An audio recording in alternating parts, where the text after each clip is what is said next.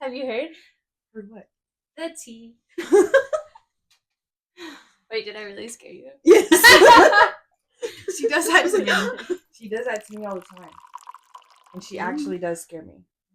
There you go. I be seeing y'all drink these, and I'm like, are they drinking alcohol in those? Sometimes. My mom used to have tea parties like that. She would ask her friends if they wanted to have a tea party, and I was like, I want to have a fucking tea party. Wait, And they were legit drinking alcohol in do these that. little shots out of teacups. Yeah, we should definitely do that. We should do that. Cheers, bitches. Do you like Red Bull? Cheers. We didn't even ask you that. I mean, Too bad. sure. Mm-hmm. What? Too bad if you don't. Yeah, We'll move it's this already off. poured now. Move this off your legs. Don't worry. Okay. I should explain to them the Facebook stuff. Yeah.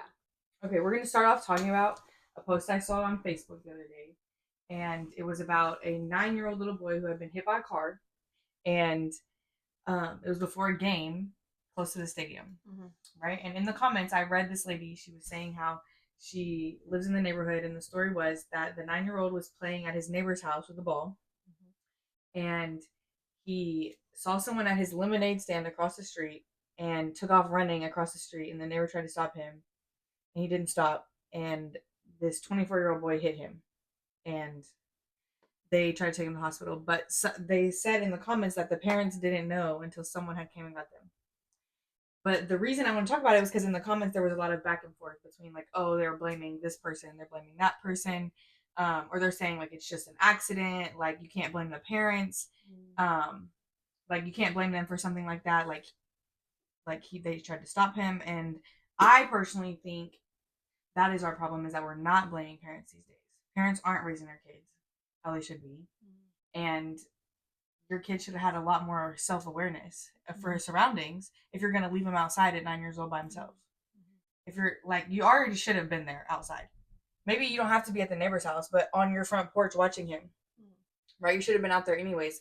But if you're going to leave him out there, then why doesn't he have the awareness to not cross the street? I feel like my 4-year-old knows not to cross I do the think street. that it's strange for a 9-year-old to not be weird about running across the street. I mean, Right. mine would know. They know. So Like, that's why I said if her you were kid. 4, or 5, that's debatable. But that's weird. Right. I was gonna say my 4-year-old knows not to cross the street, but at some extent, I'm like, she's 4. So if she did do it and I wasn't being careful and cautious, like, she's 4. Right. It's valid for her to not think about that at 4 years old, Right. that I can't cross the street. Like, he's like, I don't know what grade is that? Like, come on.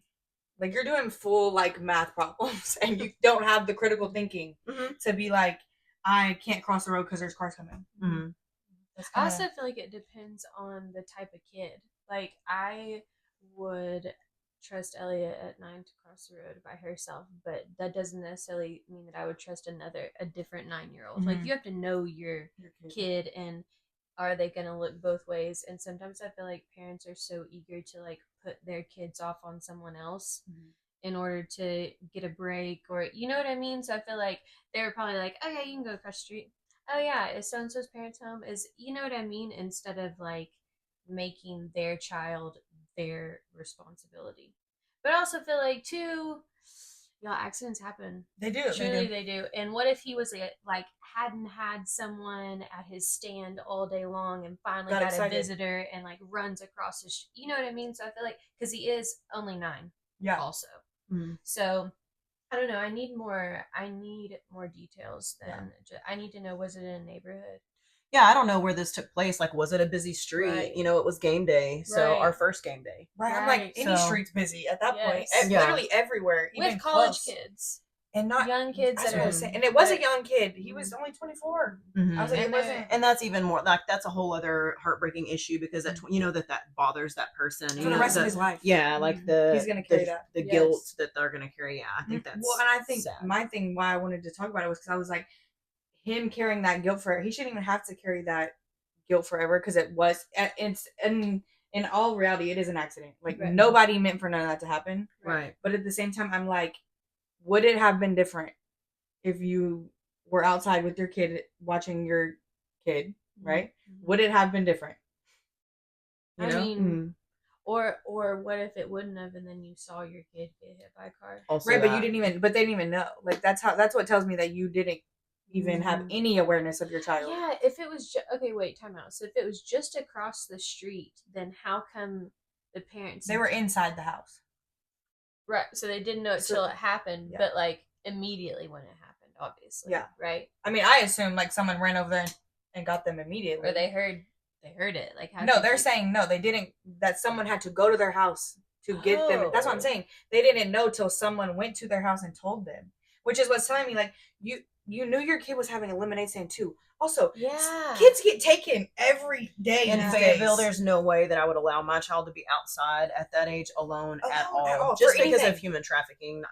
Putting car accidents aside and the fear of you thinking your kid's going to cross the street randomly, but people steal kids all the time or do things to them. Like he could have been harmed, but I'm saying knowing your kid is having a lemonade stand, like and you're unaware of what's happening outside of your house. This was across the street while your kid's outside of your house. I'm like, I'm terrified of sex trafficking. The main thing, that's the first thing I thought of was like, why is your kid allowed to have a lemonade stand by himself? No parent, and what, you expected your neighbor to watch him and be responsible for him? Because like that's essentially what it was. Your neighbor was responsible for him. He was in his yard playing with him. Yeah. But that's crazy to me. And I only have a 4-year-old, so I'm not even there yet. Yeah. Well, everybody has different parenting styles, and I'm a helicopter mom anyway. So I mean, I know that I would personally never. My son's 18 years old, and his first experience with Fayetteville and Dixon Street, that it was not well. He was missing for 12 hours. He decided to go, they have a couple of 18 plus clubs up here. Yeah. And he had said that he was going to go on go to a Valentine party with some of his friends. So his dad and I understood that that's what he was doing. So he left and came to Fayetteville to go to C4, and they were drinking in the parking lot. And then at some point, his friends go a separate way, and they're like, hey, we're going here. And Elliot, my son's name is also Elliot. And so he's a wanderer, kind of like me. Like he went off on some side quest by himself. Right. But that weekend, his phone had broke. So we don't have an Apple store where I live. So I had to send it to Tulsa to be fixed. I was like, hey, keep in mind, you have no phone this weekend. He's like, oh, yeah, it's fine. I have my friends. Cool. So he goes wandering by himself with no phone. So no one has a way to contact him or find him. So these dumb motherfuckers decided to just go ahead and go to the bar anyway, and then they would find him later. Like, how does that happen? Yeah. So they go to the bar, and Elliot goes somewhere else, and he's social, whatever. He meets some people along the way, and they're like, hey man, like, do you know where you're going? He's like, actually no, like I have no idea where I'm at or where I'm going, and I don't have a phone to contact my friends. Luckily, these were good people, and they were like, hey, come with us. Right. They took him to their dorm. They gave him some water. They fed him. Right. He was asleep on these people's couch. Meanwhile, his friends can't find him, so they waited till 3:00 in the morning to call me and tell me Elliot's missing. When I tell you, I got in my car and I was here in 30 minutes. It's an hour drive from my house to here. And in 30 minutes, I was frantically going into any businesses that were open. Starbucks knew exactly who I was. I had his picture saved as my screensaver. I was going in every business saying, have you seen this boy? Tell him to call his mom if he knows my number. I was looking like a straight up crazy motherfucker, and I didn't give a fuck. I did not care. I was going down the street yelling out the window. I mean, just yelling. I mean, I was doing any and everything. You don't know where he's at. And my son is 18 years old. Okay, not 9. No, not 9. No, not 9. And it was wild. And so his dad and his dad's girlfriend came up there. He had friends that drove up there. His sister was with me. It was one of those things where I was trying so hard not to panic, but it was, and his dad even said, how long do we wait before we get on Facebook and we start really, and I said, now's the time. It's been 12 hours, and his friends were like, oh, he's probably just passed out in somebody's house. And I was like, I pray to fucking, I mean, when I'm telling you, I was knocking on doors. I was everything. So how did you finally get a hold of you? So I finally posted it on Facebook, and I was like, hey, my son is missing. I need anybody that's, has seen him, or, share it on all of the university, Snapchats, everything. I was trying to think of everything. It was about 30 minutes later, I get a call, and he said, Mom, can you pick me up? I said, where are you? You're like, you're like, thank God, but I hate you. It was at that point I truly fell apart. I mean, I was crying. It was like somebody died. It was terrible. So I picked him up, and it was crazy because his dad even made a comment. I don't know if I'm going to go to work tomorrow because I don't know if he's going to be home. And I remember us sitting there, we were eating lunch, because we'd already exhausted all of our, you know what, we've called everybody, we can call everything. It's just a waiting game. Hopefully he wakes up, he's hungover or whatever. And I was looking at my daughter, and it was so messed up, the things that were going through my mind, while I'm wondering where he is and making sure he's okay, because I thought I was going to find him dead in a ditch somewhere or something, you know what I mean? And I was looking at her, and I was just about to lose it, because I was like, man, if something has happened to him and if he's dead, I'm going to kill myself. Like, I cannot stay alive for her. I mean, I love her so much. And it's just crazy because I had to stop myself, because I was like, why are you doing this to yourself? You know what I mean? Why are you doing this? And it was insane. So yeah, he was just asleep, somewhere. But I told him, I said, you could have went in that apartment and never came out. Like, you have no idea. Like, but thank God it happened the way that it did. But yeah, I have always had a fear of something like that happening. So a small child, I can't. Well, it's the reason you have that fear is because it happens all the time. Like, how many times in Nashville have we seen that exact story that you just said happen, but turn out differently? Yeah. There was that one boy, the exact same thing you just said happened with your son, and he ended up in a lake. Yeah. Like, and because the people he ran into weren't good people. And I'm like, it happens way too often. Way too often. Yeah. Well, and I was thinking, honestly, the trafficking was a big part of it, because I was like, he's a very attractive boy. I mean, he's 18, he's tall, but he's not big. He can be overpowered, but someone's gonna want him. You know what I mean? And that's in my mind. That's what I was thinking, is he's been stolen. You know what I mean? Like someone's got him. I just, those kinds of things. And Fayetteville is a perfect hub for it because of the access to the interstate. And I just. No. Well, the amount of kids that are in and out of there too, good like keeping up with everyone. You know what I mean? But with the university. Well, when we were young, you never left your friends. Your friends. No. Ever. You don't go to the bathroom by yourself. No. Like, you don't. But don't you always feel have like a that's partner. because we're girls though too?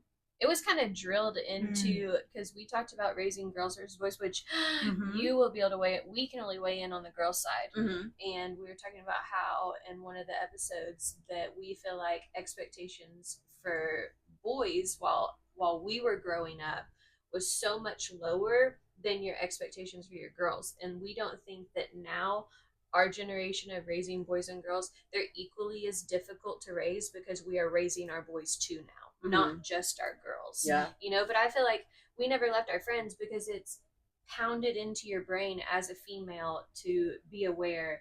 Don't do this, don't do that. Don't leave your drinks. Fear, caution, bad people. Yes. And I feel like boys, that because it just isn't a norm for, I feel like, boys to be sought out the way that girls are. So I feel like sometimes it's overlooked. Not that we haven't told them, hey, Elliot, make sure that you're aware, or that you stay with your friends, but because they don't have the fear like we all grew up with, because they're boys. They don't see it every day either. They're not in a weird situation where they're like walking from after practice, walking from the field house to their car and being like, oh, I gotta get there faster, make sure I have my key, or I feel like we're just so susceptible. Right? Susceptible. I don't know, finish what you're going to say. And then I'll tell you if it's right. To being like overly aware of our surroundings, and making sure that we have a buddy, and making sure that, oh my God, my phone's almost dead. Does anyone have a charger? Or, you know what I mean? Yeah, if my phone dies, I'm going home immediately. Yes, boys just let their shit die. And they just it's just kind of, I don't know, it's not as scary of a world for a boy as it is for a girl, in my opinion, which could be totally wrong, but feel like statistics say. Well, I want to talk about what you were talking about with the sex trafficking, because I experienced a whole nother level of that shit, like, actually. So I feel like it's interesting, because not necessarily does anybody have to take him, like, and it be this whole, like, I think everybody has a misconception of what sex trafficking and like all of that is. Like, it's not just, someone kidnapping someone off the street and taking them and selling them.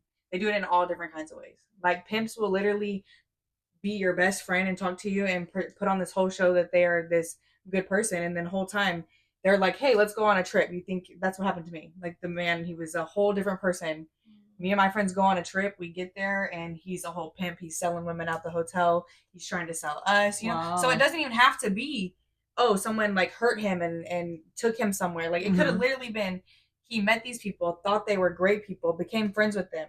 Because what that man had, he had a girl that we knew with him, and she was helping him. She was the groomer. She invited us to a party.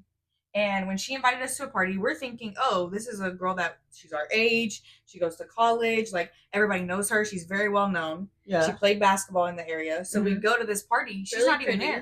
there. Really pretty. Like, yeah. How did this end up? Because I would have fucked that bitch up before we left that fucking trip. How did this end up? It ended up with lots of people in jail except for me. Because I wasn't playing games. I was not. And yeah, I agree. I was so angry at her, but I think it was more so I was scared for my friend too that was still with them, because she didn't have the, she was buying into all of it.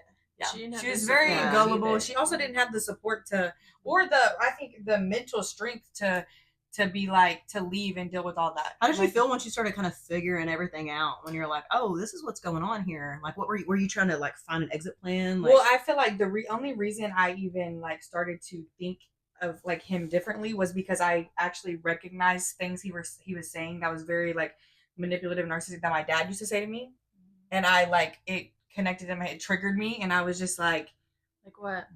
Like well, just in the way he spoke, his tone of voice, the way he would speak to you, like started to change. He now started talking way more. He was very demeaning. He was talking down to you, like trying to boss you around until you think authoritative, right? And for this one time, I had this is whenever I had in my head figured out what he was doing. On the way to, I think we were going on the way to Dallas. We were on the way there, and I'm in the car with my friend, and I tell her that I think these things. I'm like, I really think he's like doing something that he's not supposed to be doing. I think this is way worse than what it is. I also think that I don't know, I literally tell her, I'm like, I don't know if he's listening to me talk to somebody. I don't know if he's spying on me or somebody's telling him something. But I feel like somebody's telling him what I'm saying, because I had already said I thought he was doing that. I told two of my friends. And so I told one of my guy friends, I was like, look, this is what I think is happening. So I'm going to lie to him and tell him I'm doing what he's telling me to do. But I'm really not. Which was what? Which was to sell pictures. That's how he started it off was. So how long was this fucking trip? Oh, it lasted for months. God damn. No, like he actually kidnapped us. Like we didn't have phones. We didn't have our keys. We didn't have wallets. We didn't have anything. Like if we wanted food, we had to literally beg for that shit. It was like a running tab too. Like she was like in debt. Yeah. Yeah, because I didn't want this. I'll get to that. Well, your people weren't wondering where you were at and shit. Well, I had went to college, and so this was after I went to college, and people were very skeptical. People were like messaging me, but that's the thing, I didn't have a phone, so he was constantly responding to people. So it wasn't like he was in your stead. He was responding to people like he was like you. Me. Yes, and no one figured that out. Some people did. Some people questioned him. Were like, "This doesn't sound right. This is not. Why are they in Dallas?" Like some people were, but I feel like I was 18. You know, I had never, this is my first time leaving the house. I grew up with a preacher at home. It's not like I can just call him and be like, hey, I think I'm. What happened when your grandparents would call? I think it was more so, well, when I called them was because I couldn't leave unless I gave him a certain amount of money. And so I called my grandma. To them for the whole time? But no. But like, do I usually know? That was like, I don't have a good relationship with my parents. And then I don't have the best relationship ever with my grandparents. Like, yeah, I talked to them, but and that was before Gabby, so you didn't really have. That was before Gabby. Either. That was in my like party girl era, and they already thought I was doing crazy stuff. I came home tatted. I came home. I was doing stuff that they weren't liking. So you really didn't. She really didn't have anyone. Yeah. So I was like, and I feel like my grandma would have noticed if she would have. She didn't have me on social media like that either. So if she would have seen things he was posting, like she would have knew instantly. And the reason she even knew is I had to call her at 3 a.m. one morning in Dallas and be like, I need you to send me $800 because I cannot leave this place that I'm at until you send it. And then she was asking me, she's like, what are you even talking about? Why are you in Dallas? Like, why are you even here? But I think I think a lot of people don't realize that happens a lot more often. Yeah. Like, that's what I was saying with the Tawny Town. There were 3 men arrested for doing the same thing in Tawny Town. But it was because they're not like kidnapping someone and taking them away. You went willingly. Yeah, it was like I was willing, which it's still, and I hope girls know this from me telling this, that just because you went willingly doesn't mean it's okay. Right. Doesn't mean you actually were in the right mind. Or they it's do your manipulate fault. you. They tell you things. They like the way that he got us to even go was we're 18 years old. I'm playing college softball. I work 2 jobs. We're in a 4-bedroom apartment on college campus. I'm living with 3 other men and their girlfriends all live there, right? I have a friend staying in my room. So I don't even have my own room. My friend's staying there. We're both broke. Yeah. So we meet this man at this party, which the girl had messaged and was like, come to the party. We meet him. We get there. There's no girl. We're like, where's she at? He's like, oh, she went to the gas station to get chasers for everybody for the alcohol. So we're like, oh, okay. We're not thinking nothing of it. Mm-hmm. We're like, sure. Right. So then he eventually starts talking to my friend and he's like showing us pictures of them like going on trips, like how they have all this money, they're getting to do a bunch of stuff, and like he's like, well, y'all could just go with us, like, and then you wouldn't have to worry about paying for anything or anything like that. And we're like, oh, that sounds great to an 18-year-old who has no money at all and is by yourself, and you're like, okay. And then he had brought it up as like selling thirst traps. Right. Okay. And so then my friend, we're like, oh, well, we've sent a booty pic or 2. I was going to say, so you're telling me all these pictures I've been posting on my story, I could be getting paid for it. Right. That's what I'm saying. That's what we were saying. We were like, he's like, you just need bikini pictures. So we're like, we post that on our Instagram. So like, what's the problem in that, you know? And also, like we said, we've sold a couple booty pics. If we needed $25, $40 here and there, like we're broke as fuck. Mm-hmm. Men will do it. Mm-hmm. So we're like, we don't see an issue in it. And then we leave with him. And that's when it all like changed completely. It was not like that at all. He was actually literally having women in the hotels, pimping them out, selling them. They just weren't in our room, right? But he would like stay with us, right? And the way that did he try to sleep with y'all? That's what I was getting to. Yeah. Oh, okay. So the way one of the ladies, we worked with some people with Homeland and stuff, but she had like explained it to us like he was like testing his product, right? That's why he was with us.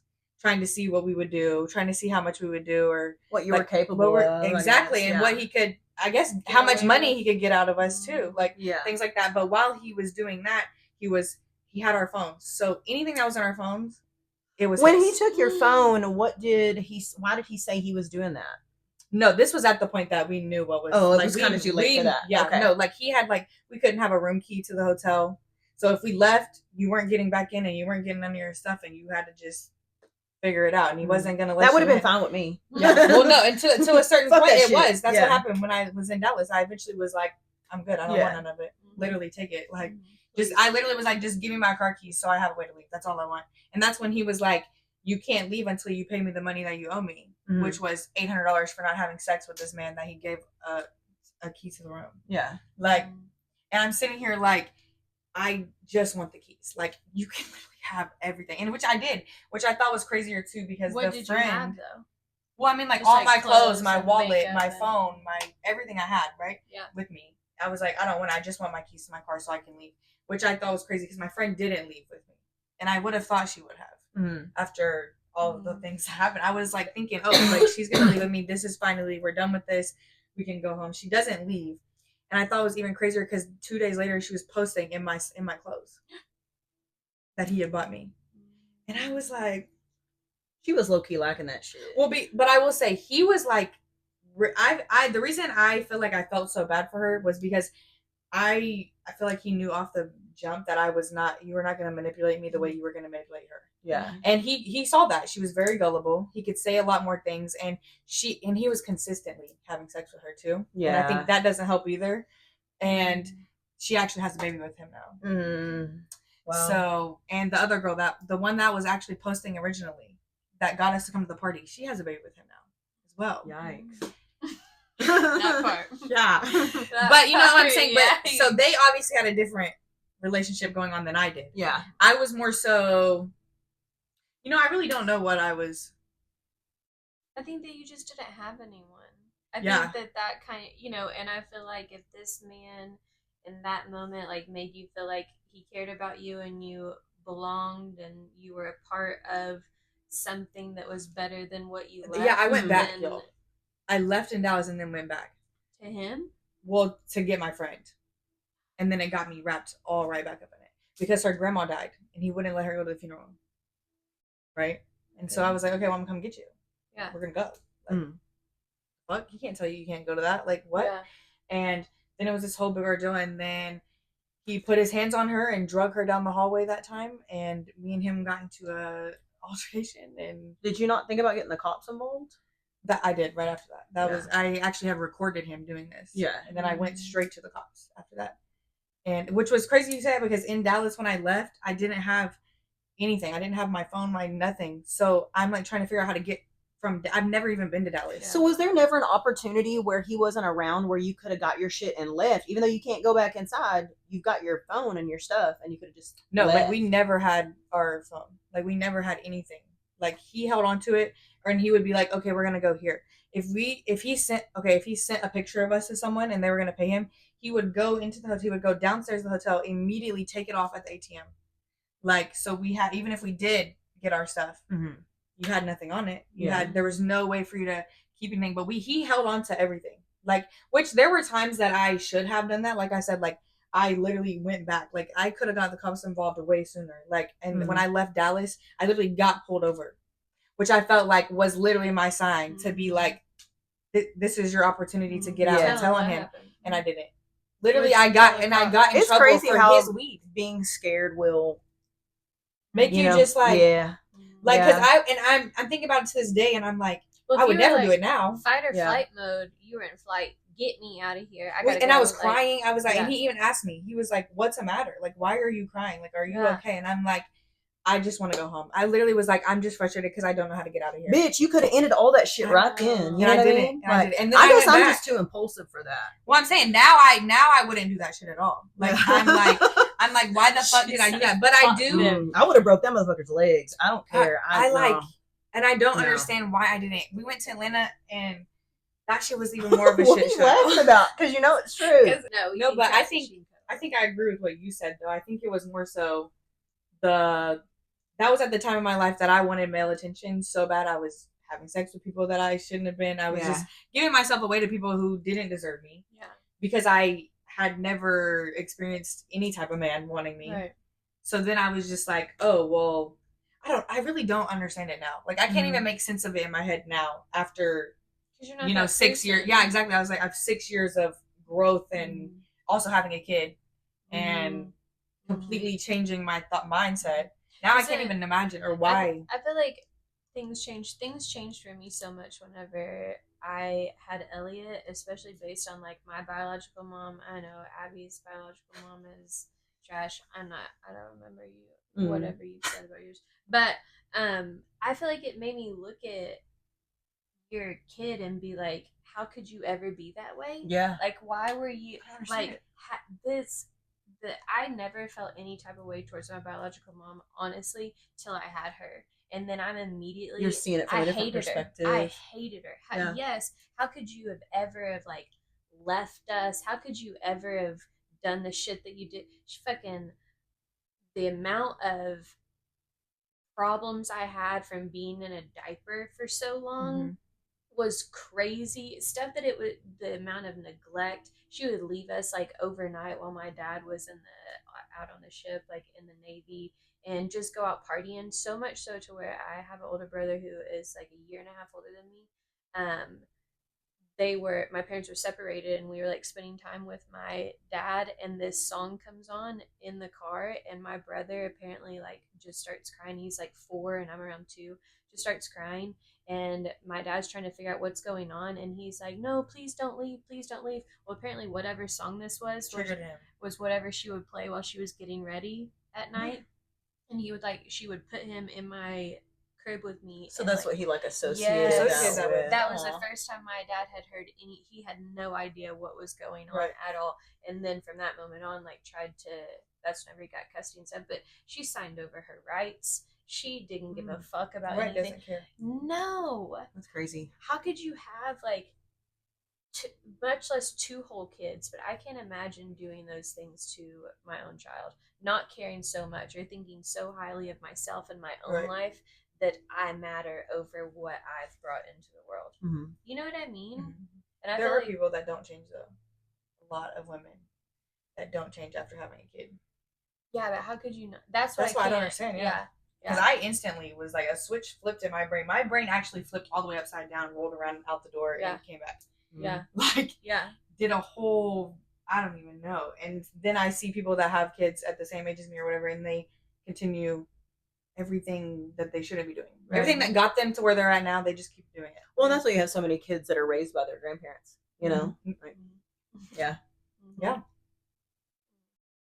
How were your parents? Well, my dad and my mom split up whenever I was really young. I think I was a year old, maybe a little older than that. My mom was a beautiful lady, but she had a lot of trauma and she was a partier.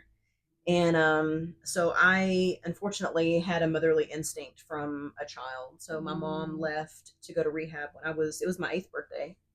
And she was gone. No, it was my 9th birthday. She was gone for a year. I would visit her occasionally, but when she came home, she was pregnant with my twin brothers.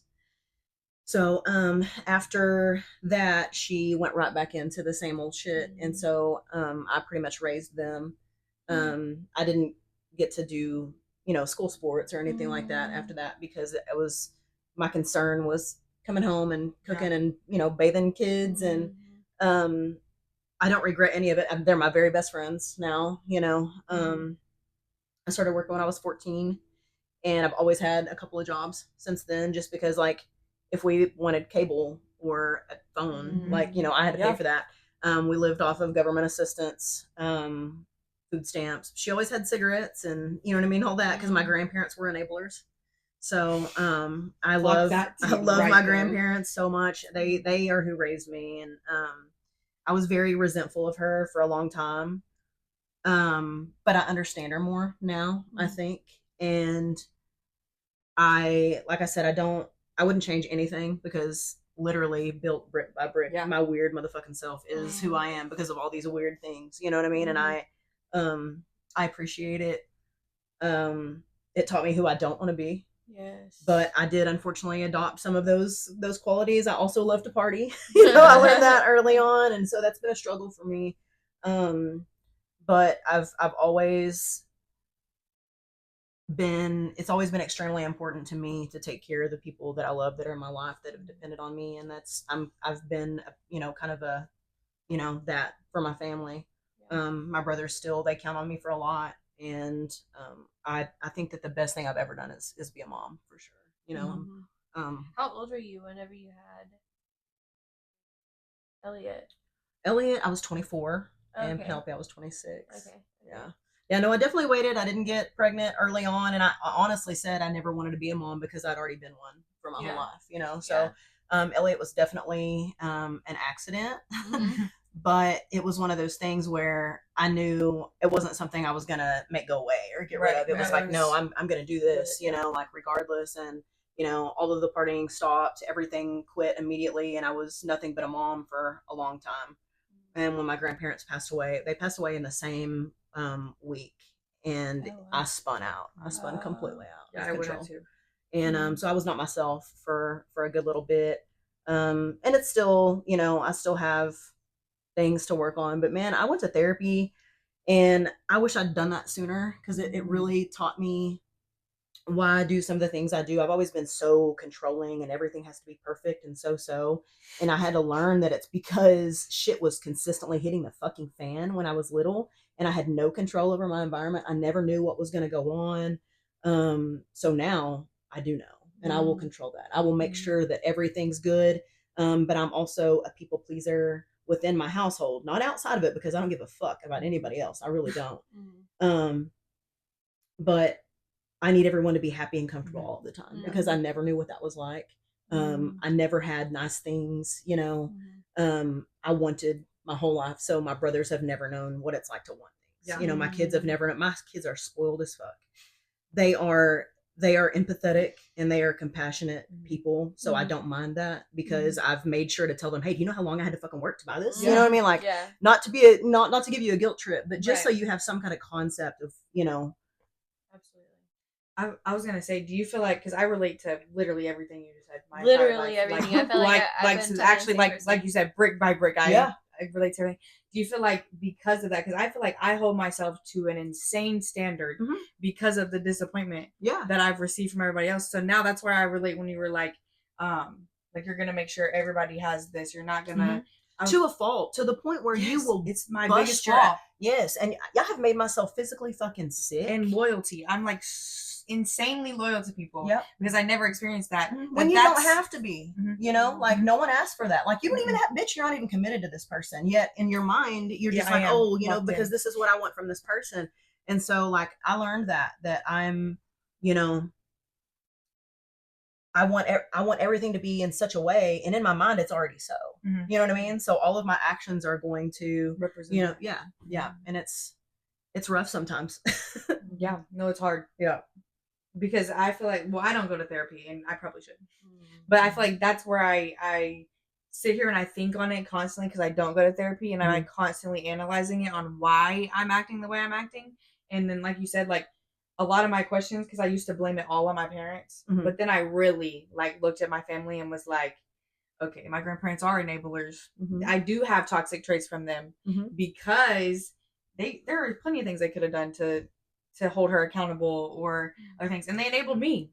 I mean, I felt like because they felt bad about my parents, they gave me literally everything I wanted, but it wasn't like you said, it wasn't a, oh, I had to work this hard. I didn't see anything like it was like they just gave it to me because they I felt think bad. the worst part is them not making you be accountable for anything. My mom was never able to sit down and be like, we're in this position because I did this or whatever. You know, it was just, you're a victim consistently. There's always a reason why you're in this spot, and it's like, no, bitch. You know what I mean? Like your life is what you have made it. You know what I mean? And you know, it sucks because there were all these traumas.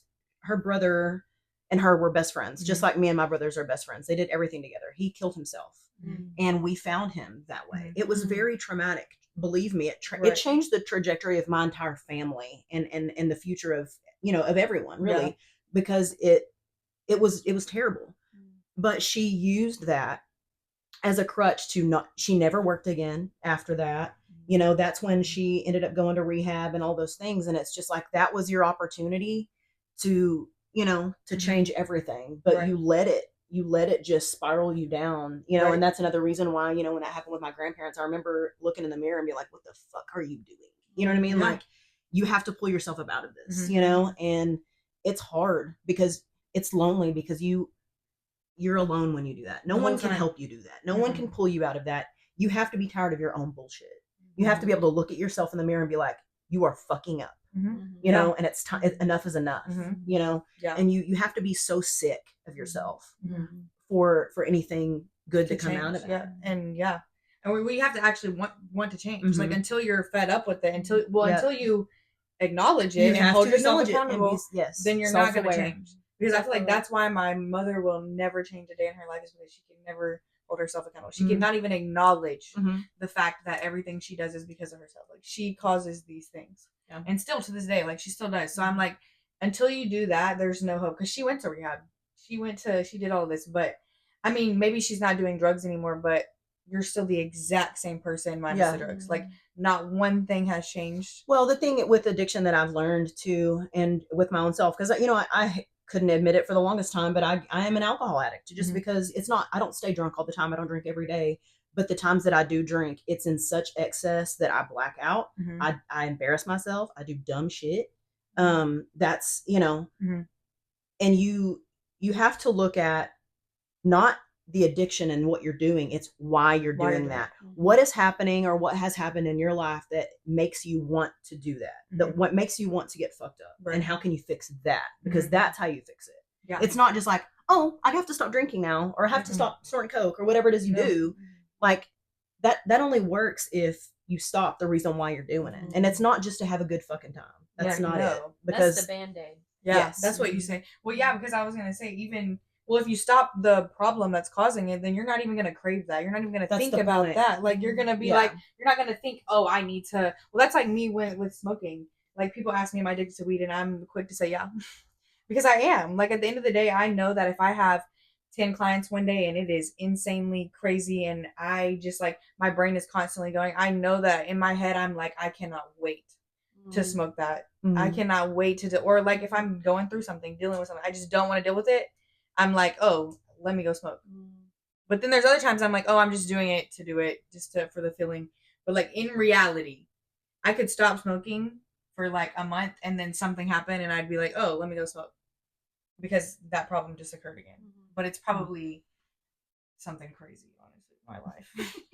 So I'm like, oh, valid. Let me just go smoke. I'm like so like to the point of I feel like I have become like a therapist's worst nightmare because I can identify all of my problems, and then I'm gonna sit here and be like, oh, I do this, and this, and I do it because of this, and this, and they're gonna be like, oh, do you want to change that? I'm like, you know what? I've already worked on myself a lot. So these handful of things that I have, as long as I'm self-aware enough to like pick and choose when to do them and not, I can't be perfect. It's exhausting. You know what I mean? It is like, it is. And I feel like then I get the whole expectation thing that we've talked about, which I'm sure you agree. We expect ourselves out of other people, which is like the number one way to be let down. So, okay, this is going to sound really fucked up, but why hold myself to a standard that is at 1 million when the majority of the people's standard isn't even at 10? It's literally so low. So I feel like if I'm at like, I don't know, 90 instead of 100, then maybe I can let those little things We're just hard on kinda, ourselves though. Yes, because I'm a little too, I think, a little too self-aware. I would love to be a little less self-aware and for myself not to pick myself apart constantly. You know what I mean? Like, why am I doing that? Elliot, she fucking apologizes for everything, y'all, to the point where you're like, what are they doing to her at home? That's how I feel about Gabby. I do. I feel that, and so, she's only 4. Girl. I keep talking to Merrick about it because everyone has noticed. She was going to basketball practice the other day, her little one-on-one practice, and we get out of the truck, and Nathan is like, Elliot, you gonna say you're sorry today? And Elliot was like, I don't think so. Like, and he was like, no, you're not. Like, everyone talks about how much she apologizes. So Merrick and I have no idea what I've done. Like, I have talked to him about it. What did I do to make her so sorry for everything? She was saying sorry for being sick the other day. Like, stuff where you're like, God. And then I get mad at her for being sorry. Right. I'm like, quit fucking saying sorry. Quit it. Yeah. Like, stop being. But she's also overly empathetic. She'd be like, first time she meets you, or if Abby isn't talkative to her one time, she'll be like, is Abby okay? Is Abby like, she's so. But I feel like that's a trauma response. Yeah. To make sure that I am that way. You are that way. You just I also make had sure a problem everyone's saying sorry good. Growing up. I apologize a lot. See, well, now I never apologize. Now I'm like, if I am sorry about something, I've told Merrick this numerous times, I'm only going to be sorry a couple times because then it becomes a decision I'm making. Now you gotta fix it. Well, or I'm not going to. And that's just how it's good. That's my 90 to 100 scale. That's the part of me that I'm like, listen, that I can't. Like, I don't know how. I mean, I don't want to do the work in order to make this happen, right? But he was like, you never apologized. And I'm like, because I never do anything to be sorry for. If I'm apologizing, it's because it was a total accident. I didn't mean it. I didn't mean to make you feel that way, myself, whatever happened.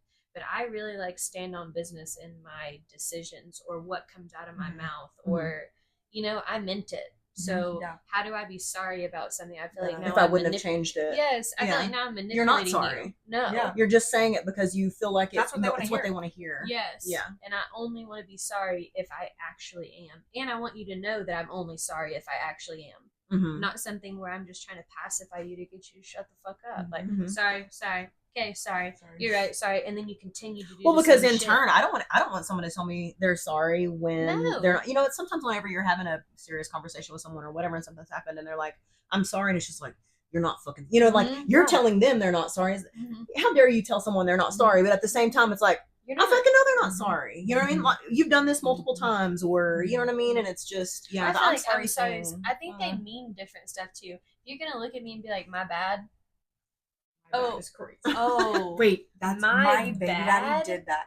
A girl sent him a video of me having his kid and was like, "Yo, what the fuck is this? Like, are we not together? You literally just had a kid with somebody." He literally, I have it on my phone. He responded to the TikTok. My bad. My bad. See, because I would have. Because that is what that lost means. it. Yeah, That my is bad. like- He wasn't sorry. No. It was just like, oh, I'm sorry you found out. I'm sorry you found out like that. My bad. It's so casual, yes. Yes. My bad is crazy. I hate that. My bad is crazy. I hate that. Or I hate when there is like an accident. Like, let's say I like accidentally run into you or something, and I don't apologize. I didn't. Or people are like, well, it's an accident, and I'm like, I don't give a fuck if it wasn't. Say you're sorry. Like, say Well, you're because sorry. that's rude. Yes. Now we've crossed the line into like, okay, well, be a decent human. Right, Like, but also it takes 2 seconds to turn around and say, I'm sorry, I didn't mean to bump you. Yeah. Because if you really didn't, right. then that would be your first reaction is to say, I'm sorry if you really didn't mean to bump into me. That's how I feel. Actually. That's how I feel. I'll make sure to bump into you. What was the other thing we wanted to talk about? I don't even remember. Yes, because we started talking about it downstairs. Yeah, but what were we talking about? My grandpa? Oh, single moms. What your grandpa was. Oh, okay. Yeah, so this is back to the, I was like, I don't remember what we were talking about. That was like only 10 minutes ago, but anyways. Whenever I had told him about the 9-year-old getting hit by the car and everything, his first like response to the parent situation was, oh, well, there's just like a lot of single parents these days, a lot of single moms these days, you know? And I was like, well, you can't blame the single moms because the men haven't taken accountability. We haven't held them accountable to anything in their entire fucking life, especially a white man. Like, we're not holding them accountable to anything, literally ever. And so then I was like, but also, okay, if you're not going to hold them accountable, even if you do, there should be more resources. Y'all want us to not be able to have abortions. You want us to have all these babies. That's what you're trying to control. Well, why is there not any help for single moms? There's help for everybody else, you know? Like, and obviously it's not going to change because men are still going to be men, like they say, and they're going to get people pregnant and leave them high and dry, and it's on the woman. So I'm like, you can't blame them whenever it's kind of like you're a product of your own environment. Like, I know plenty of single moms that would be very successful if they had the opportunity, if they had the environment to be successful, if they had the help. The daycare is ridiculous and expensive. If I was able to like actually afford daycare and all, like, my relationship with my daughter and everything in my life would be completely different. Like, it would be, she wouldn't have to stay with my grandma so much. She wouldn't have to do these things. But, and also, I'm not lazy. I work as much as I can. So it's like, until we give people the environment, if we're not gonna change it, then how can we blame them? Like, they're doing the best they can, literally. Most of them are. Well, and I think that's, it's where some of these single moms get stuck in this loop because it's not that they don't want to work, but okay, and then you have food stamps. You can only get food stamps if you don't make any money. So, but if I do get a job and then I have to pay for daycare, so now I'm really just working so that my kid can go to daycare. And I'm not getting food stamps because I can't get those because I make money. It's just really so how about I just don't work at all so I can get my food stamps and I can at least feed my child and be with my child. You know what I mean? And then, so we trash these moms for not having jobs. But what options are we giving them? None. There's literally none. Like, there's no option.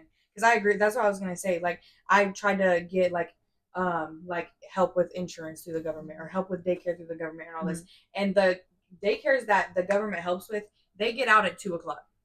So, but they can't get there till 7:30. So I'm like, okay, so realistically, I can only work maybe 6 hours a day because I still got to go get you. I still got to get there and get you. And then if I'm working 8 hours, now I got to pay a whole nother person on top of the daycare to come get you, take care of you after school, all of this, when y'all could just make daycare more affordable or help them out and do it for, why are you getting out at 2:00? Because they want you to be poor. They want you to be broke and not have anything so they can control you. Yeah. Because if you were able to work the hours, then you wouldn't even need the help with the government. Like, I agree with that. It's just a loop back around because I've been in that loop for literally 4 years now. Of like, okay, I can make this much money, but if I'm making this much money and working this much, she has to stay with my grandparents because I can't afford $1,500 a month in daycare on top of a babysitter because I have to work till 8 p.m. one night because a client can't come. But then it's like, okay, if I don't do the client, is it better to make that $160 or is it better to stay at home and not have any money and then be eating junk food? Yeah. Like, I can't even. So I'm like, it's continuous. It's like a cycle of never. And I'm like, okay, it's eventually gonna come though. One day, I will work hard. It'll pay off. It'll be consistent for long She'll enough. go to public school. Yeah, that's like I remember. Yeah, when she's like, old the enough light, to be able to go to public school. Yeah, that was like yeah. the light at the end of the tunnel. Whenever I was doing, you're essentially paying 3 rents. You're paying for Booth wherever rent. you're living, your booth rent, and daycare, which is rent slash mortgage these days. Yeah. And I feel like there's $3,000 of your monthly income in just trying to make. And how many people are making $3,000 monthly? Like, be Plus, real, honestly, right plus now. more. Be real, because more. because I That's look at just myself. To pay for rents. Yeah, that's not for anything else no. but rent. But I look at myself and I like actually trash myself so much in my head because I'm like, you're not doing good enough. But it's really I'm doing better than actually majority of the people I know at my age. If you're like me and you're a planner, I mean, sometimes I'll put shit on paper. I will literally write this shit out on paper and I will look at it and I'm just like, what can I do? Where is my way out? You know, luckily I didn't have to experience those things because I wasn't a single mom. Eric and I were together until the kids were older. Right. So they were already in junior high. But I grew up in that household. Yeah. And I used to beg my mom, please just get a fucking job. I would cut out back when the newspaper was read, there would be looking for a house cleaner or whatever. I would cut this shit out. I would be highlighting and I would give them to her and be like, look, go clean these houses. And she would be so paranoid because she's like, oh, if they ever found out that I was making this money, we would lose everything. And I was so resentful and just, man, when you're a kid, you don't understand things completely. And I looked down on her and I was just like, how pathetic. You know what I mean? Like, are you for real? Like, how are they going to know that you're being paid cash or whatever, But when you look at the risk, though, our house was paid for by HUD. We probably got, I don't know, maybe $1,000 a month in food stamps. My grandparents would pay for her cigarettes or, whatever bullshit she felt like she needed. And then they would buy our clothes. And then I paid for, we had cable and we had a home phone that I paid for. We would have lost all of that. And she was like, you don't understand. There's no way that I would be able to even make enough money to pay for all of these things on my own. Like, we are fucked. She didn't get child support on any of us. My dad was in prison. Yeah. No. So it was just not I'm saying and I thought it was so crazy that my grandpa's first thing was to talk about single moms. Like, other than anything, he could have chose anything else to choose, but he chose. So, and like I said, I love my grandparents to death. I literally probably would not even be alive, like, if they were not here. So grateful for them. But I'm like, I tried to explain to him. I was like, okay, look at my situation. I was like, if you and my grandma were not still alive, and not even still alive, not able to, like, y'all are very healthy for your age. If you weren't able to take care of her, we would be on the street. We would not. I would not have nearly enough stuff like that. Like, I wouldn't have the capability to work 4 years to build my business up and get it to where it's at, to make 2 times as much money as most people. Which I have to make it because I'm paying 10 different things. But I'm like, if y'all weren't here, this would not be the same. So I think you need to look at it a little differently. Yeah. Like, you're kind of looking at it a little privileged here because you're a good person and you're helping me, but not everybody has that. And they do. Maybe they do have their grandparents, but not everybody's grandparents are going to help them. They're not going to watch their. Everybody doesn't have somebody, and that kind of helped me to look at homeless people and things like that in a different way. Is just because I stop and think about times where if I didn't have anybody, where I would be and what I would have had to do in order to, to make it. There's been times where I've had to rely solely on, my grandparents, and it's tough. Yeah, it's tough. And I just thought that was crazy that I just was like, we're gonna blame single moms here. Like, I also feel like it's very difficult single dads and stepdads, to be fair, are put on such a pedestal for doing the bare minimum of a mom.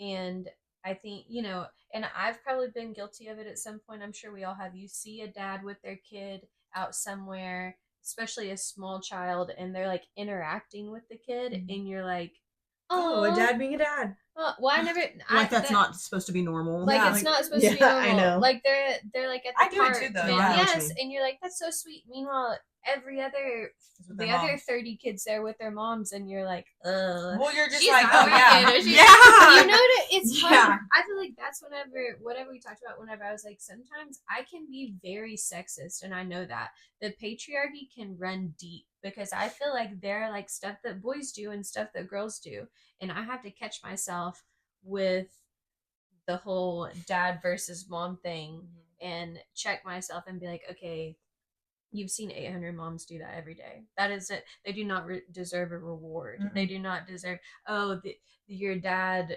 this dad knows their teacher or their kid's teacher's name. Okay. You know what I mean? But it's so out of the norm to be able to walk up to a dad and ask them anything about their kid and then be able to answer correctly. Have y'all seen any of those like reels or TikToks, and it'll be like they're interviewing dads and kids on the street, and they'll be like, how old's your kid? And they like ask the dad, and the dad, they're wrong every time. Mm-hmm. What year was your kid born? And you're like, But that's been like I that think- actually for a very long I time. know, We just haven't. But why are we so talked okay about with it. it? Why are we so? Because I have fallen victim to the patriarchy. Where I'll be like, that is sweet. You see a dad like wrestling 4 kids at the grocery store, and you're like, way to go, dad. Right. Meanwhile, you see a mom wrestling 4 kids, and you're like, Oh, bless her she's heart. yeah. Oh my Oh, god, I would yeah. hate to Yeah. be her. Like, Ooh, yeah, that's my thing, and I catch myself doing it because I'm like scowling, and I'm just like, man, I fucking thank God that ain't me. You know what I mean? Like that would never be me. Yes, it does. I But feel like damn, definitely. it's somebody, and I It's- fucking feel bad for him for real. Yes, I get real. Or even like doing chores around the house. Mm. Y'all, Merrick was trying to tell me one time in our old house, I wanted him to change out the filters. And he goes, you could change out the filters. And I was like, don't you want me to need you for something? That is Right. a boy job. What do you mean change the freaking filters? I don't Yeah. understand why I don't want to change. I don't want to learn. Yeah, I I can, don't but want why to would know how I? to like. I do know how to change it. But I think that, well, like me too, but at what point am I doing everything myself and you're not? If I'm already doing it, then you're just like taking up space Well, that's here. a good Mhm. topic. Is like, there's a lot of people who are married with partners who are single moms Yes. because of that. Yes, that's what I mean. If I'm doing Yeah. we like- could do that's a whole other day. That's a whole Yeah, other that's day a whole other because day. I will go off.